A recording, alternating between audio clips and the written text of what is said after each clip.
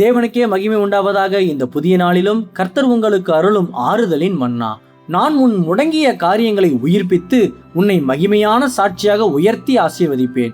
ஆபகுக் 3:2. கர்த்தாவே, வருஷங்களின் நடுவிலே உம்முடைய கிரியை உயிர்ப்பியும்.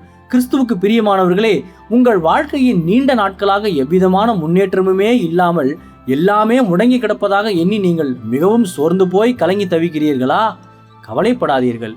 இன்று கர்த்தர் தமது வல்லமையான கிரியை உங்கள் வாழ்க்கையில் நிச்சயமாக உயிர்ப்பித்து நடத்தப் போவதாக வாக்களிக்கிறார். இந்த வருடத்தின் நடுவிலே உங்களுடைய சூழ்நிலைகள் முடங்கி கிடந்தாலும் தேவன் தம்முடைய உன்னத வல்லமையால் அவைகளை நிச்சயமாகவே உயிர்ப்பித்து தருவார். காய்ந்து போன எலும்புகள் நிறைந்த பள்ளத்தாக்கிலே கர்த்தர் ஜீவ சுவாசத்தை அனுப்பி அவைகளை மகா சேனையாக உயிர்ப்பித்த மாபெரும் நிகழ்வை நாம் வேதத்தில் வாசிக்கிறோமே. ஆகையால் உங்கள் வறண்ட நிலைமைகளை கண்டு இன்று சிறிதும் கலங்காமல் இன்றைய வசனத்தை முழு விசுவாசத்தோடு அறிக்கை பண்ணி கர்த்தருக்காக காத்திருங்கள். அப்போது அவர் உங்கள் வாழ்வின் செத்துப்போன காரியங்களை உயிர்ப்பித்து உங்களை நிறைவாக ஆசீர்வதித்து இழந்து போன மகிமையை திரும்ப தந்து இயேசு கிறிஸ்துவின் சாட்சிகளாக நிலைநிறுத்துவார்.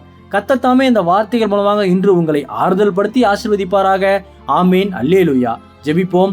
என் அன்புள்ள பரிசுத்த பரலோக பிதாவே, இந்த புதிய நாளுக்காக உமக்கு ஸ்தோத்திரம்.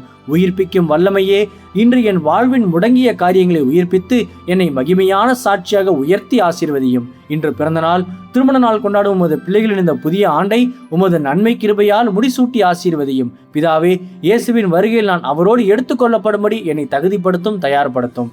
இயேசுவின் நாமத்தில் ஜெபிக்கிறேன் எங்கள் நல்ல பிதாவே. ஆமேன். மாரநாதா.